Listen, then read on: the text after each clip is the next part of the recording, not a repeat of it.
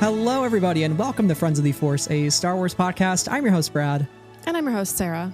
And this week on the show, we are talking about the High Republic adventures, specifically with digital illustrator Ella. You might know her as at Cherriielle on Twitter. And Ella, you are doing the cover for the upcoming third issue of the High Republic adventures. And we are so excited you're here on the show to talk all about it. So welcome to the podcast. Hello. Thanks for having me. Yes, we're delighted because Star Wars Twitter, and specifically Star Wars High Republic Twitter, is the most delightful, chaotic, lovely, friendly place around. And you are on that Twitter. 100% I am on that Twitter.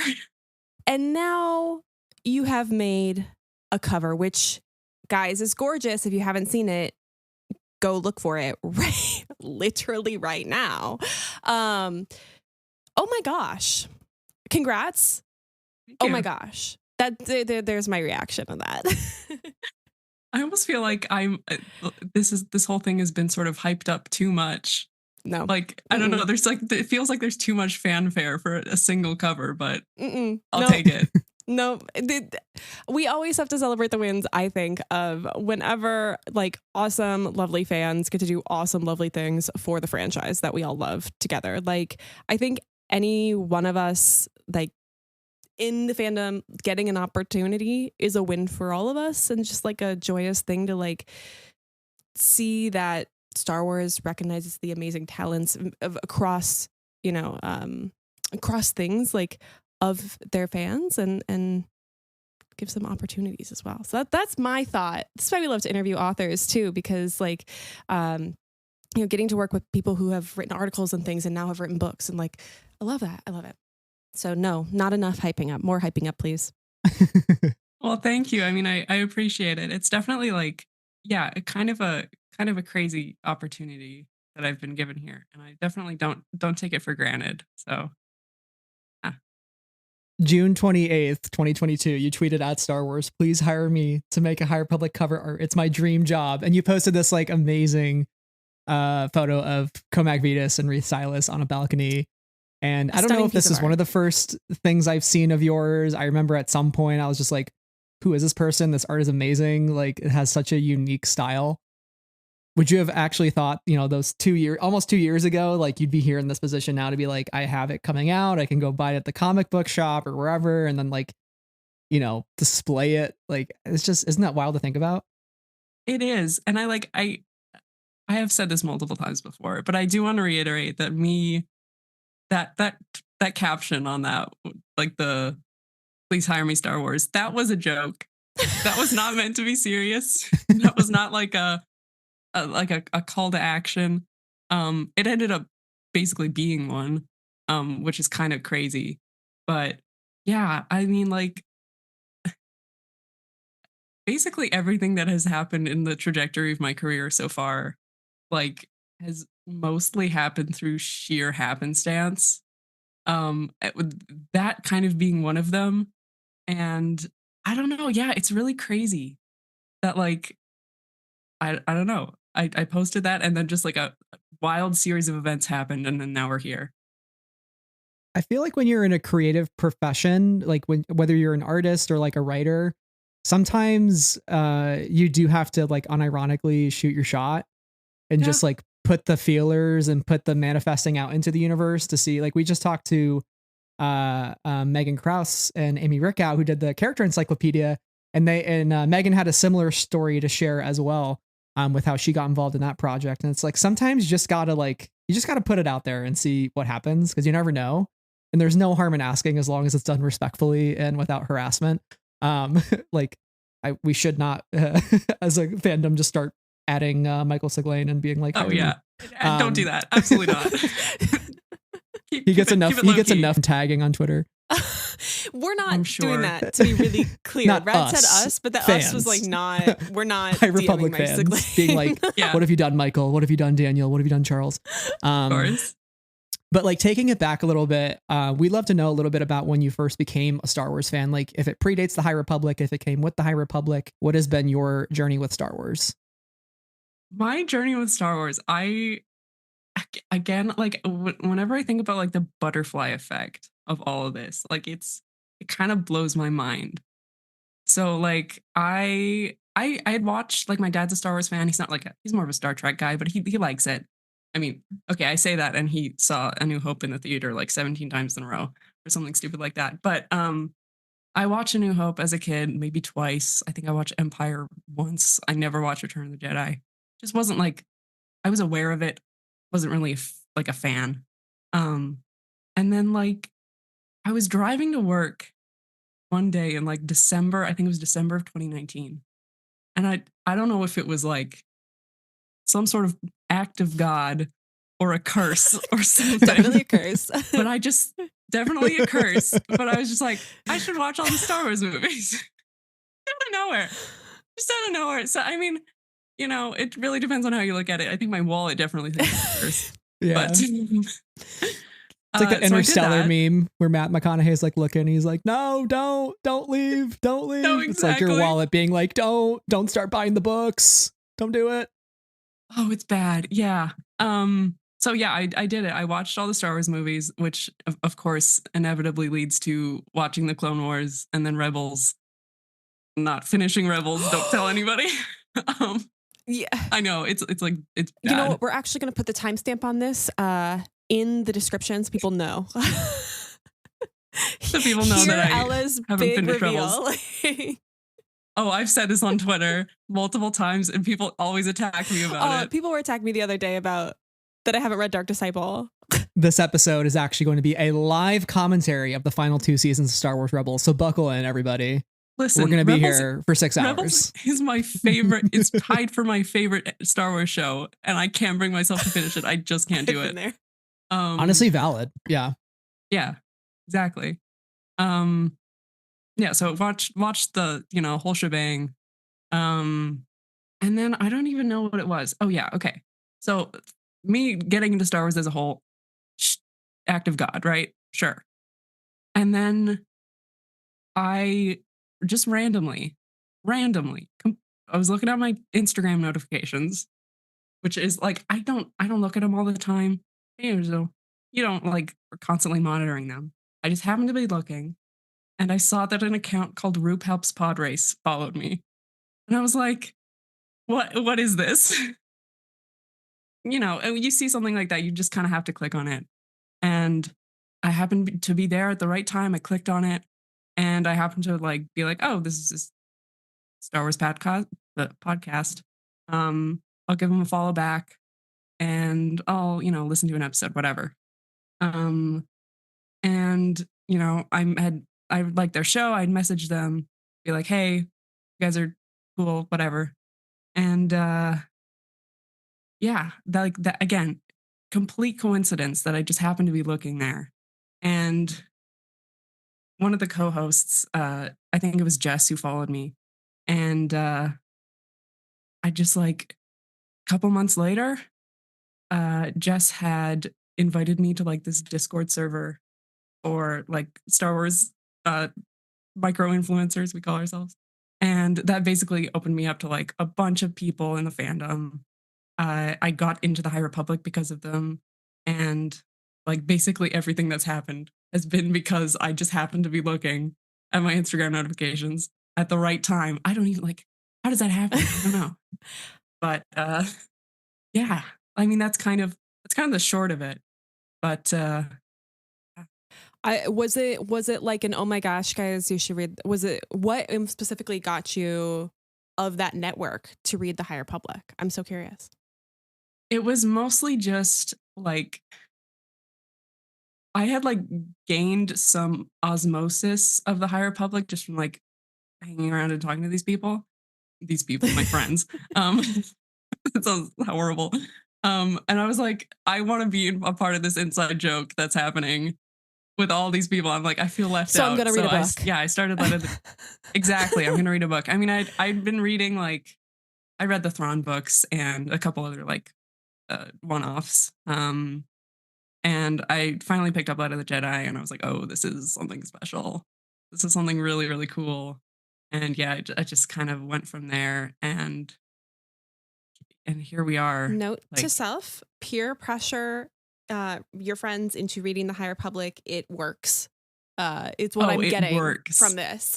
100%. Like that is the way to do it. Yeah, I've had one success case myself of me being the one to be like, hey, you should read it. You should. I think you would I think it has the things that you would like in it. So yeah, I'm glad on the other side of that that it's enjoyable as well, because I was one of those people that was like, no, exactly. I'm here from day one. I love a Star Wars book. Let's go. And then I was like, this has ruined my life. I've never been happier. Like, I love everything. You know? Oh, 100%. I mean, like when everyone else around you is making Stellan Geos jokes and you don't know who Stellan is, it's like you gotta like you have to. You're just like, I mean, I knew about all that before I even started reading, which was probably like not a great well, it is what it is, but it's I so would have hard liked to like, avoid. well, It's like, how do exactly, you like, avoid the Loden Greatstorm memes, the Stellan memes, I mean, like Starlight Beacon falling, like it's almost Oh, I like know. that's how you market the High Republic. It's like, this bad thing happened now. And it's like the High Republic, bad things happen on a mass scale. It's like- you know, it's it's like that's the marketing. literally. like the poster of Titanic is the ship sinking.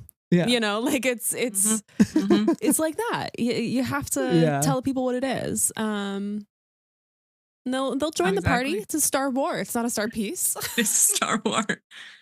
What is it about the High Republic specifically? Like, is that really what you're cued in on as a fan now, like more than anything else? And like after you had marathoned all the movies and like watched all the TV shows, like you think like, oh my God, Star Wars is so good. And yet there's like this whole other now like kind of pocket timeline era that is being introduced to us in real time. And like people are kind of foaming at the mouth over. So like, what is it for you about the High Republic that draws you into it and makes you passionate about it?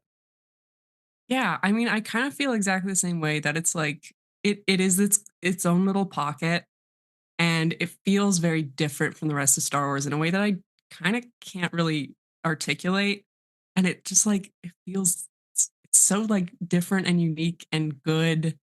And the fact that it's kind of like more niche almost like is a plus for me, because like I don't know, there's a little bit of like specialness to something that's like kind of a little bit more underground, I suppose. And I mean, like, this is such a like kind of a cop out answer, but it's honestly it's the people. The fandom around the High Republic is so great. There's so many wonderful people I found through it, and like even if I like didn't like the books, which I absolutely 100% do, but like the actual High Republic aside, like the people that I've met through it are like so like make everything worth it. All the heartache that I get from the books, right? Um but like yeah, I don't know. There's something about it. It's really like it feels super fresh. Super fresh for Star Wars, which is very welcome. It's like just thinking about it as you're talking about it, it's obviously Star Wars. It's the same thing that we all know and love and have known and loved for as long as Star Wars has been around, right? But like it doesn't come with the weight of history in the Yeah. real world sense of that. It doesn't come with the weight of history. It doesn't come with the time necessarily that has passed. It doesn't come with like all the conversations that come along with that, which I think are all, you know, like valid conversations. Like time passing is a good thing. Like we have the Star Wars we have now Yeah. because the Star Wars of the past happened, and it all builds on each other. But the freshness of it is also within the books. It's a very self-selecting sort of. You got to commit Yeah. if you're gonna like yeah. jump in to a book series as your niche thing. Like there's some like real commitment to that, as opposed to like TikTok algorithm showing you that Star Wars movie clip or what have you. And so I think the people who are in the fandom are like really committed about it, which makes it all the more fun and all the more like laugh emoji followed directly by cry emoji when we talk about literally anything. Oh yeah. And I mean, and even just like from a literal like design perspective, I guess this is more just like a me thing, but like there's something about like the character designs in the High Republic that are just so fun to draw. Mm. Like everything about this era is just like it's tailor made for me pretty much. And I just like it just gets the creative juices flowing in a way that like other eras of Star Wars just like don't. And I again I can't explain it. So you got the shiny colors, the white, the gold robes. Like it's very new. You know, it's not that lived in universe of the original trilogy. It's like it's even predating the shininess of the prequels. It's like even Yeah. shinier. Even shinier. As somebody who can't draw, like I just appreciate you saying that, being like there's just something about it, because like on a visual sense I really like the visual style of it, but like I have no talent and or skill to draw a single thing. So Fair enough. thank you for being inspired by High Republic, so we get lovely pieces of art that I can then enjoy. Well, it's also fun to like to make art for something that doesn't have like a entire, you know, style of fan art that's already made for it. Like doing like the first fan art of a character is like something that's really fun. And you kind of only get to do that in like this specific thing where it's like publishing and like kind of niche publishing basically. I remember you posting your Elzar Man fan art, and I was like, retweet, like smashed my keyboard and broke it into pieces because I was like, where is the Elzar concept art Lucasfilm? And I was so happy that I was like, somebody finally drew. I think that might have actually been the first thing. I was like, somebody finally drew Elzar Man, like, and it was so great. And that is the cool thing. I love that you bring that up. And I guess it leads to like one thing I was wondering is like growing up and becoming an artist, how did you settle on this as your art style? And maybe it's really hard to like take such an abstract thing and like a natural instinct and like describe it, but like how do you describe and explain your style, and like has working on a lot of Star Wars fan art and now, you know, doing this helped to find that even more for you?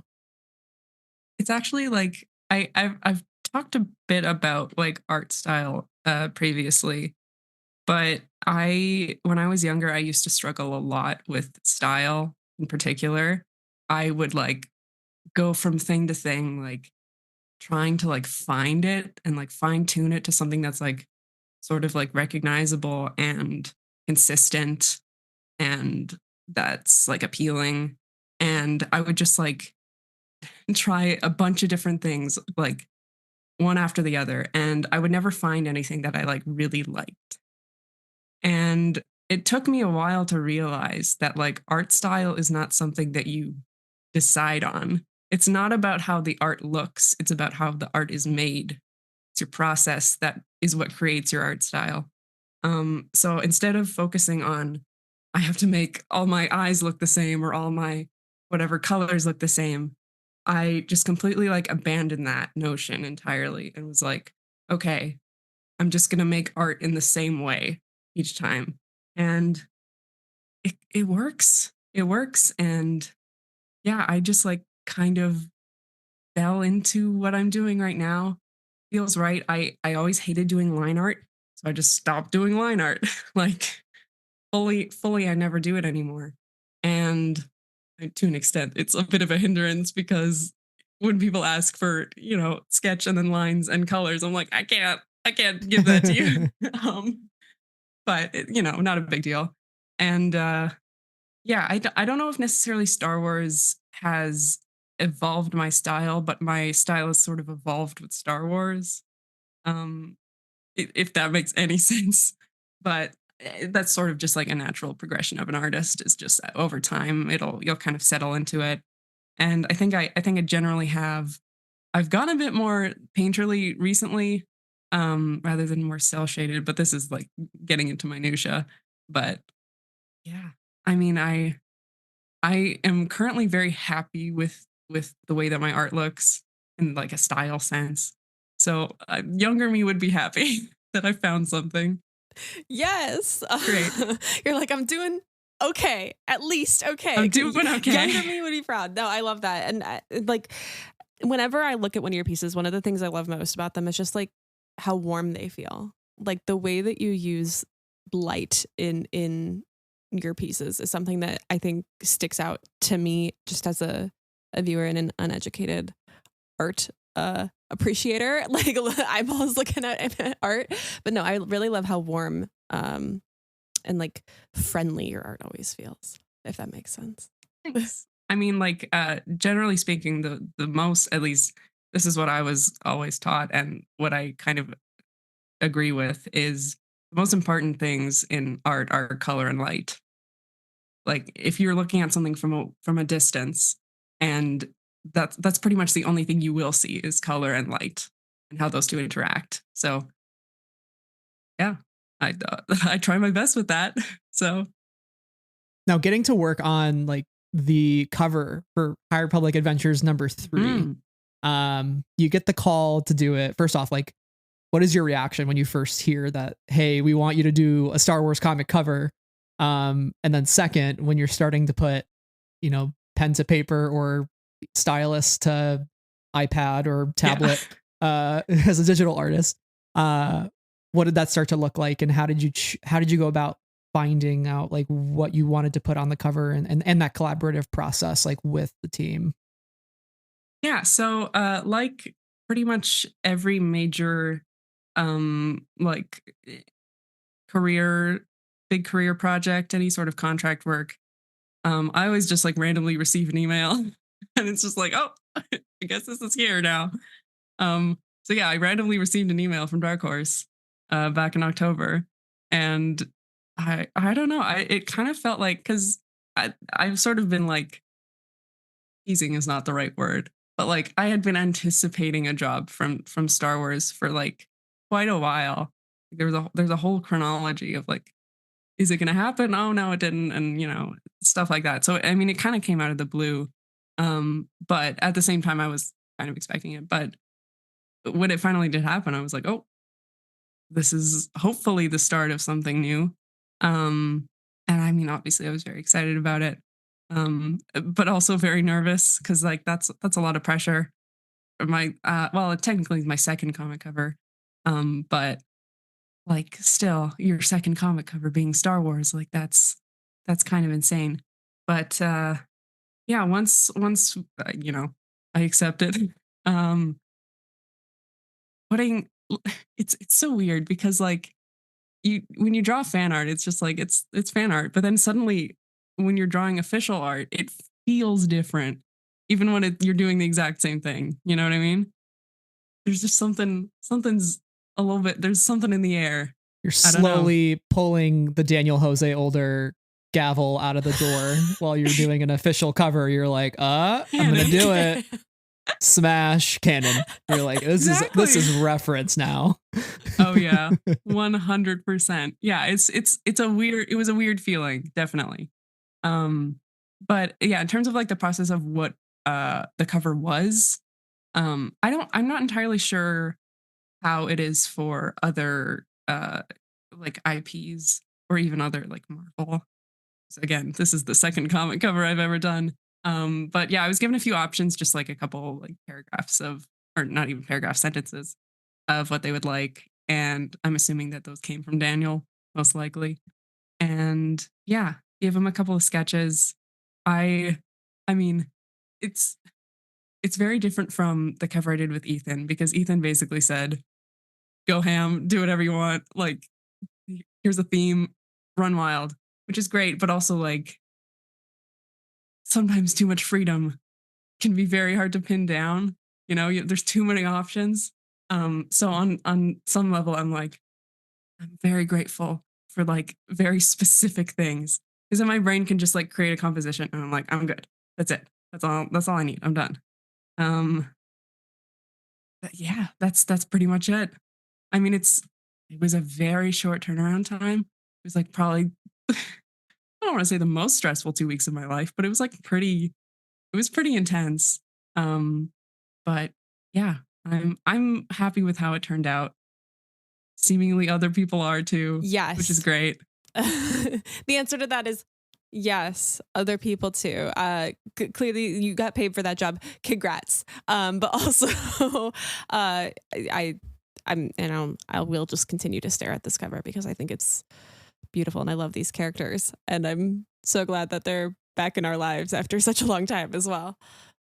I know when one of the prompts was like Zine and Spheno, I was like, oh my gosh, like, of course, like, yeah, obviously I want to do that, which is amazing. I mean, I think I've said this before, but like, I found out that like I had submitted it. I didn't get any emails from Dark Horse about feedback or anything yet. And then that night, Daniel had tweeted that like, you guys aren't ready for Cherrielle's cover. And I was like, oh, I guess he likes it. I was like, all right. You're like, I've gotten nothing on this, but Daniel's seen it and he likes it. Great. I think we're okay. I think I've done it. I was like, all right, I guess I'm good then. And then like Mike had commented something like, oh, it's wonderful or something. I was like, all right, I guess I'm fine. That's crazy. I feel like I would have been so stressed and be like, oh gosh, like, have I pleased the powers that be? And then just in a very public sort of way being like, yep. Yeah. I mean, that literally happened. I was like, I was sitting on that email to submit it for no joke, fully 20 minutes. I was like, is it good? Is it good? I'd like printed out multiple test prints and like look at it in different light and all that kind of stuff. Oh man, I was a wreck, but it was submitted. Obviously they liked it. I'm good. I'm fine. Everything's okay. You're in. Yeah. And hopefully not the last email you get to do more Star Wars art. Please. If anybody's listening. We have all the powers that be who listen to this podcast, so keep sending it like emails, guys. We can peer pressure them into that too, but just in like a very direct way on the podcast, of course. Yeah. Send me an email. I gotta say too, this cover, Cyan Holt in the background, like I know our eyes are like drawn right to Zine and Spheno, and I'm like, but Cyan Holt is right there too. I know. And all of her glory. I was like, fully did not expect to see her in Adventures at all. Yeah. And even though like it's Daniel, like it makes sense, obviously. But yeah, didn't anticipate that. That was kind of a fun thing to be like, look, have little previews of stuff. Which, like, I mean, they don't tell you a lot as a cover artist, which is to be expected. But that little tidbit made me very happy. Yeah. I love it with the High Republic authors. Like they're always thinking 12 steps ahead, and they've got their big map of things that they've plotted in years past to pull up again for things. And of course it makes a lot of sense, but I think for us as readers it's like, they did what? They brought who into where? They've done this, and it's always such a delight because oh, I know. I feel like as a reader with this particular initiative, I like to say that like no word is wasted in the High Republic, like not a single one, not a single word was carelessly written. And so that's where all the speculation comes from, because we can be like, but what about this sentence? They wouldn't put this sentence before that sentence if they didn't mean what they said here, and of course it'll come to pass in a year from now, and we'll be like, oh my gosh, I can't believe we were thinking about that or not thinking about that, or how do we miss this really obvious thing that we had been thinking about. I don't know. I'm still thinking about Tessa Gratton when we talked to her, said like she planted a line in A Closed Fist Has No Claws that will have connections to phase 3. And I feel like I need to comb through that one more time before I keep reading phase 3 books, just in case I can pick out the sentence. Oh, 100%. I mean, okay. I had a moment, because when they had given me materials for this cover, one of the panels they gave me was that big, like absolutely gorgeous wide shot of Zine in the tavern with all the like the Force Ghost holograms. None of the text was on it yet, and I fully thought that Stellan was Comac, and that confirmed that Comac was dead. No. And I was like, how do I deal with this information? Like, oh my gosh, like I thought this was like this massive revelation, and then the previews came out and I was like, oh, okay, there's nothing to freak out about. But to be fair, when I saw the preview, I saw blue Torben Buck, and I was like, oh no, he's confirmed dead. Although based on issue number 2, he's presumed dead since it's been longer than a year. So they've called it in. La la la la la la la la. I don't I hear know, right? it, but that's fine. We do love Comac, especially Sarah, because Sarah, like we have our like our Glup Shido High Republic quotes, lines, things, you know, all that. And Sarah's is about, you know, splitting the light from the dark, and it's a violent act, that sort of thing. And it is violence. And it is violent, yeah. We know that you love Comac. I think you cosplayed as Comac at Celebration, and I remember a video of you running away from somebody, and it was like really funny. What do you love about Comac Vitus, and where did he run off to? What's your like speculation? Where do you think he is? Is he at like an IHOP or something? I don't know. That's a really good answer, actually. I could probably co-op that, but I don't even know where to start with that gentleman. Honestly, he's just like, he's so fat. He's one of the most fascinating characters in all of Star Wars for me. I can't, like, that quote is like insane. Yeah, no, Sarah, you 100%, you got it. But like. And I will do the emphasis every time I like read that quote, and it is violence. Yeah, guys, like, exactly. like he's got it. Genius, king, love my life. Where is he? Save him, bring him back. He's just a guy. He's just a guy, and I love him. He's just a guy. He's a dude, and I feel like we don't have enough characters that are having like spiritual crises. Like that's such an interesting kind of like character beat that I don't think we get enough of in Star Wars, which is like insane. But he does it. He fills that role so well. To me, he's kind of like, and this is, I could go into this, but he's almost like a parallel to Anakin in a weird way. And like, I don't know. He's fascinating to me. Midnight Horizon is like, it's like tied for first for my favorite High Republic books. I love Midnight Horizon. Every single interaction between him and Cantum in that book is like top tier. It's so good. And yeah, I definitely majorly cried in that last scene. Like, not even close. Don't talk to me about it. Like, seriously, like bad. Where is he now? I imagine that he is. I mean, he's chilling out. And not dead. Not dead. He's not dead. He's fine. Alive. Why would you make this amazing, lovely, brilliant character a folklorist and a historian to kill him off?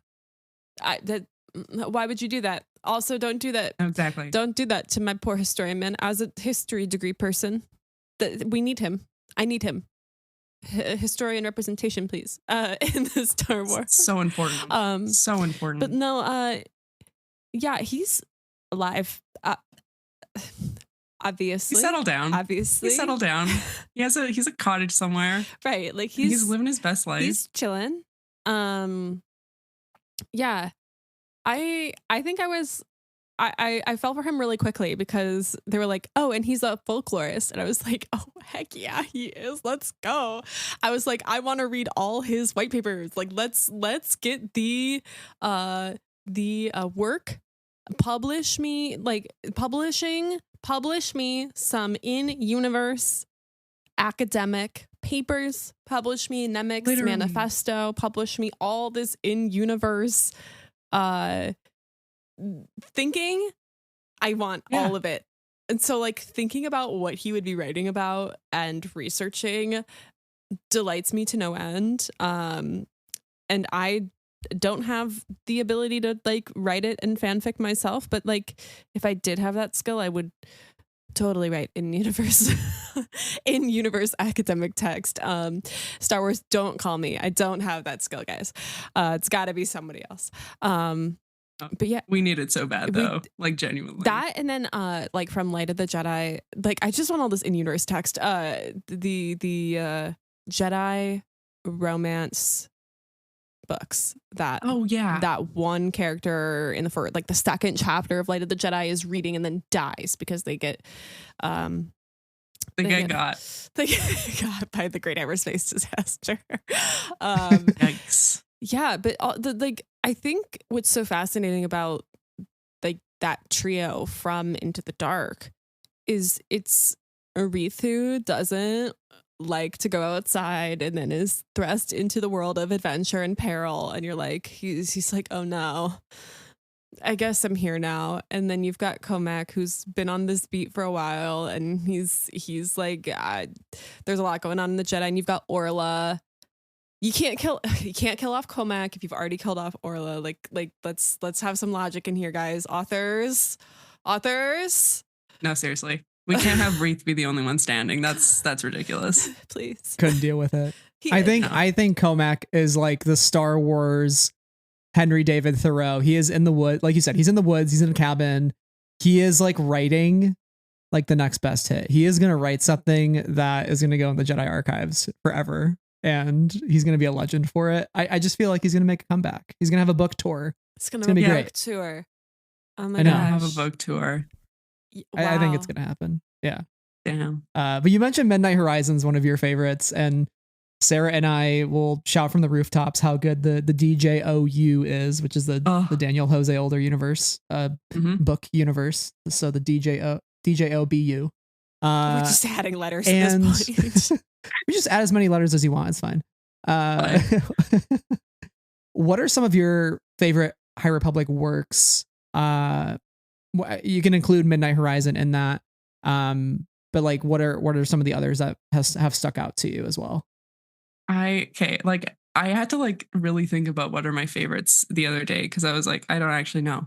But I have decided my first is tied, and I can't separate it, but Midnight Horizon and Convergence.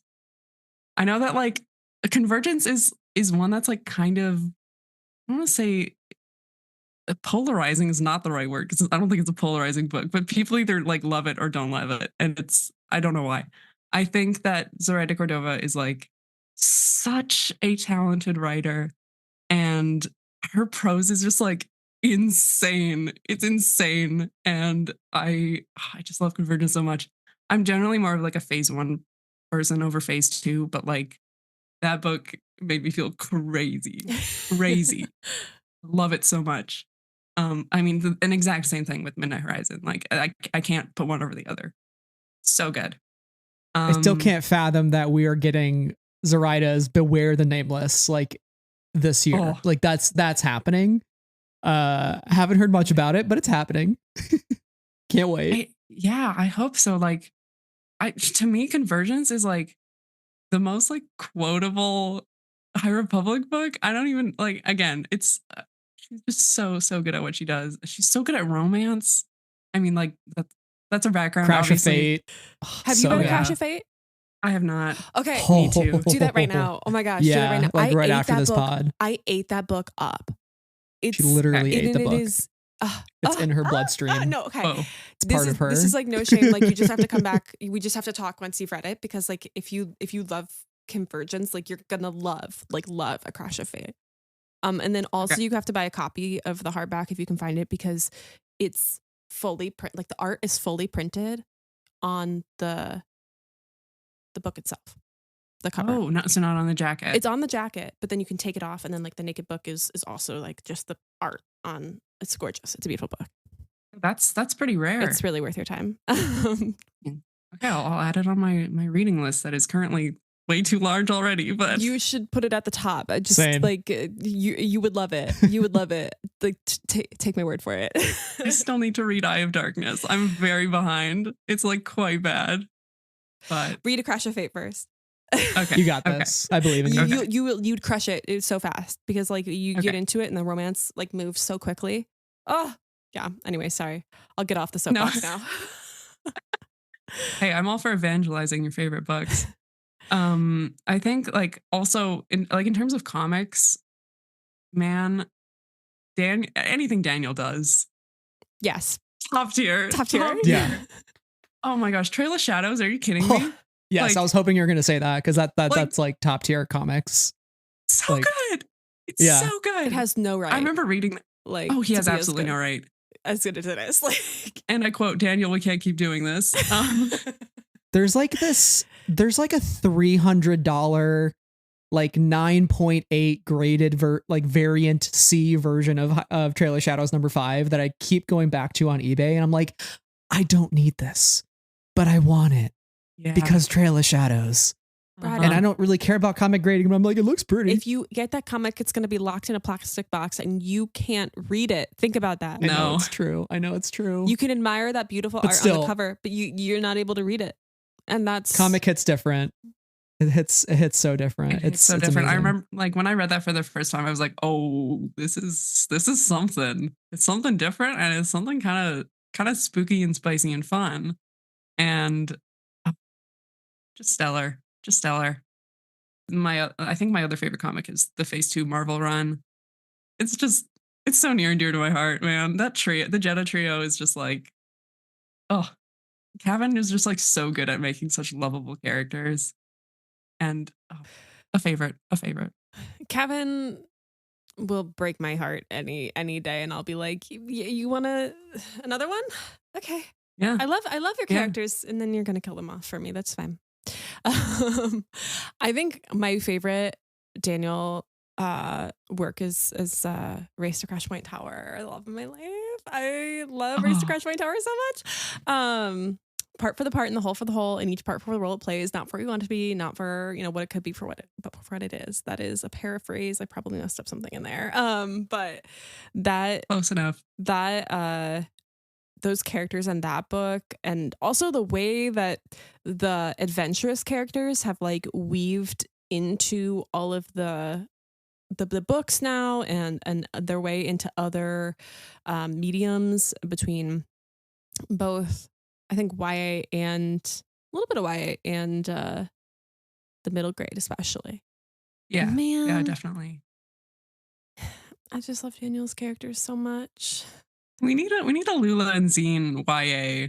I feel like that's called for at this point. Please bring them. If we can bring Avon Steros into YA, we can bring Lula and Zine into YA. Yes to all of that. I want all of it. Well, I guess looking to the future, High Republic fans are eating for a while. All Star Wars is awesome, but I feel like High Republic fans are having the most fun sometimes. It's like there's a lot of parties on the street, and we're having the loudest one. The most With the rambunctious one. We got best the water music. slide. Yeah, we got the water slide. We got the fire pit, the marshmallow. Like we're doing the whole kit and caboodle. Looking to the future, we have like a lot of Phase 3 stuff coming. We have the Acolyte coming probably this year at some point.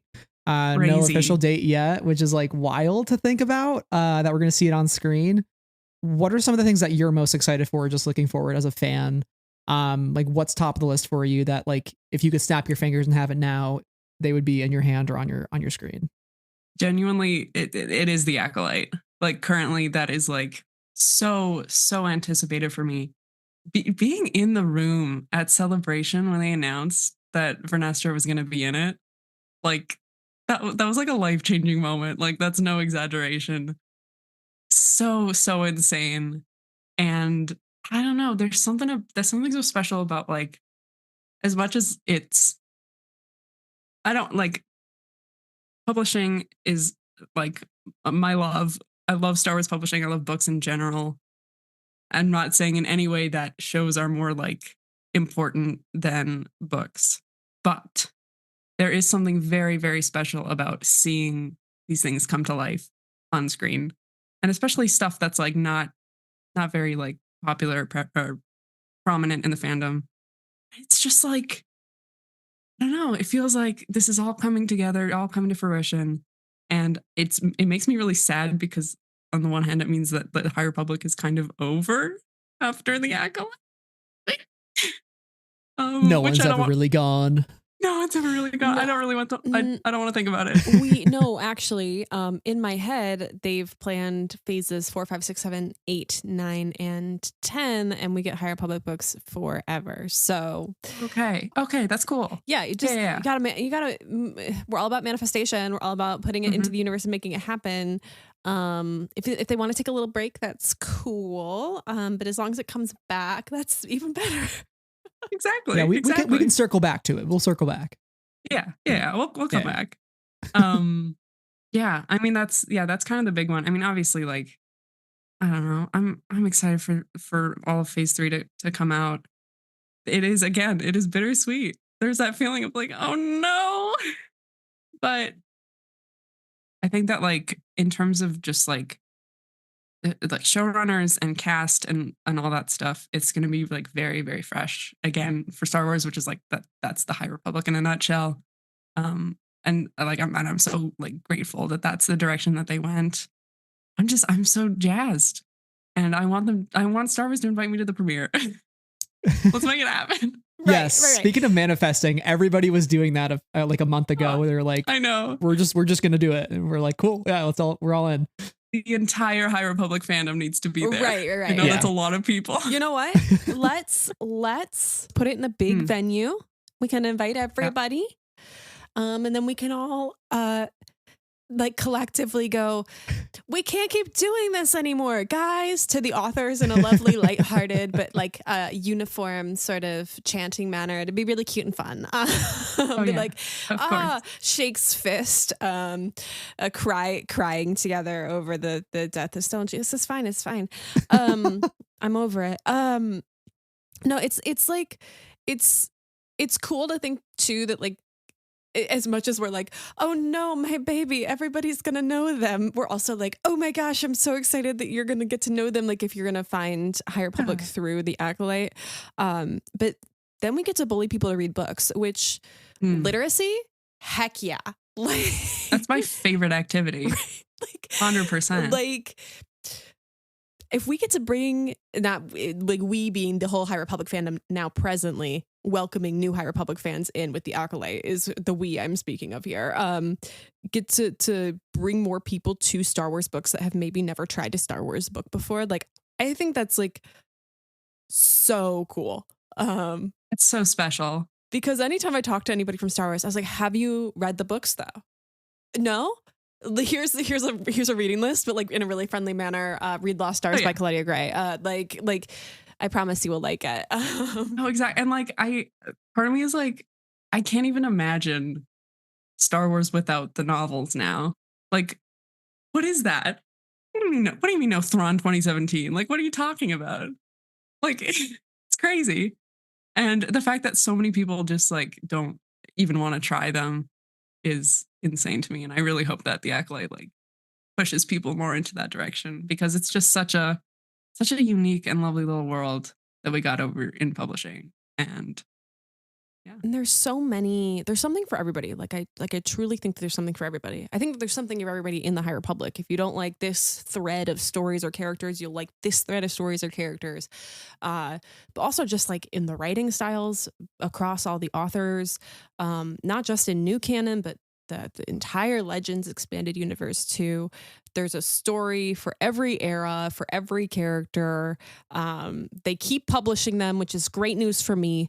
And all of us here, we love to read. Like, but bad news for my bookshelf. Right. Oh, yeah. Right. I have to like reorganize it every time a single book comes out, because that's where we're at this point. But I'm looking at the clock, and the clock says, Sarah, you've talked a lot. That's what it's telling me. We said, oh, we'll go for like a half hour, and it's been longer than that. I'm so sorry to your evening. No worries. But thank you for spending it with us. But before you go anywhere, we always kind of love to close out an episode where we bring on anybody onto this podcast with the biggest question, the biggest gotcha of all gotchas, the, oh my gosh, I didn't prepare an essay for this question. So we're going to put you on the spot. Ultimately, at the end of the day, what does Star Wars mean to you? I didn't prepare anything. I'm so sorry. We did not give you this prompt in advance. I was expecting 5 pages, but it's okay. If you got something. I'm kidding. Let me write an essay real quick. No. What does Star Wars mean to me? It means a lot. I feel like at this point in my life, I have a little bit more of like a healthy relationship with Star Wars in the sense that it's not like I feel like it's like not life or death anymore. Like I feel like I've settled into it. It's like, okay, these are my people. This is my space. I'm good. I'm comfortable. And that there's something like really nice about that. Like it's something I can always go back to. And it's not something that I get like angry about or like really it doesn't cause me stress in the way that it used to. And ultimately, like, and this is again a cop out, but it really is the people. Like, I would not be anywhere near where I currently am without the like wonderful, wonderful people that I've met, like, including like people like Daniel and Alyssa, who have just been like so amazingly supportive of me in ways that like I never asked for, and yet they give it freely anyway. Just yeah, really, really, really amazing people. I mean, I don't know. I went to London in April to meet all these people who I've never met before, and it was amazing. And like, I don't know, there's just something really special about like finding a community in this thing we all love and all hold so near and dear to our hearts. And yeah, I would say that's what it is. Retweet all of that. I have to say, as somebody who went through the period of like, I feel really, really personally attached to everybody's feelings on this, and I do feel the highs and the lows. Moving past that is so freeing, and like feeling really comfortable in the space is so freeing. So I'm glad I'm not the only person that's had that experience. So hearing you say that was like, yeah, that's the good stuff. Like this is home. Even if I go away for a little while and I come back, or if things change, like I know the people still got me, and I know that like exactly. we still all got the things that we love, and we don't have to worry too much about it. And yeah, absolutely. I'll stop talking now. Thumbs up. Yeah. 2 thumbs up. I think that was a beautiful answer, and especially because your Star Wars journey truly kicked off with like a Discord server and meeting people in there, and just a random. It started out with an Instagram DM or follow. How did it end up like this? No, literally, moment, you know. So, and thank you now for taking your experiences and getting to share them with us and join us on this podcast to share the love of Star Wars and the High Republic. So, thank you, Ella, for coming on. Where can our listeners find you online? And is there anything that you want to give a shout out to, promote, commission wise, or even like anything out there that people should know about? That you can talk about. Yeah. Oh yeah, of course. That I can talk about. No, we're not in here to get anybody in trouble. Of course. Yeah. Well, thank you for having me, first of all. And yeah, you can find me at Cherriielle, RRIIL. Anywhere and everywhere. That's my username on every social media in existence, basically. Yeah, I'm not doing a ton right now that I can talk about. I think the FOC for Haunted Girl 4, my cover, is like today. So probably this episode will not come out in time. But if you are looking for comics, that one will be out in February. Obviously, my Adventures cover will be out on February 14th, Valentine's Day. Valentine's Day, right in time for Zine and Lula. It's perfect. Romantic day. Beautiful. Couldn't have planned it better myself. Yeah, I think that's about it. I'll probably have forgotten something, but yeah, I'm around the internet. I'm always drawing. So yeah, Etsy store, same thing. Yeah. Go buy things from Ella's Etsy store, guys. I'm so serious. I have this #1 Glepshido photo card holder and a bunch of stickers that I love. And if you see me making another order, don't say anything. It's fine. It's cool. Some people have ordered from me like over 10 times. So you're good. It's good stuff. It's good stuff. They're so cute, guys. I'm like, listeners, I'm so seriously from the bottom of my heart recommending these things. Yes. Ella's Etsy store will be linked in the description of this episode. I highly recommend the meme vinyl stickers, which I got from you at Celebration, which included Daniel Jose Older canon sticker, And my favorite, the Max Rebo pain, agony even sticker, because that's just how I feel every day working in the corporate world. So I look at that every day. So thank you, though, so much for joining us. It was such a pleasure. And until next time, may the force be with you.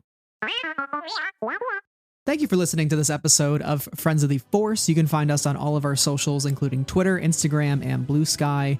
And if you enjoyed the episode, be sure to follow us on the podcast platform of your choice and leave a review wherever you listen. And a huge shout out to all of our patrons who make this show happen. Your support means the world to us. So that is all for this week, everybody. Thank you so much for listening. And until next time, may the force be with you always.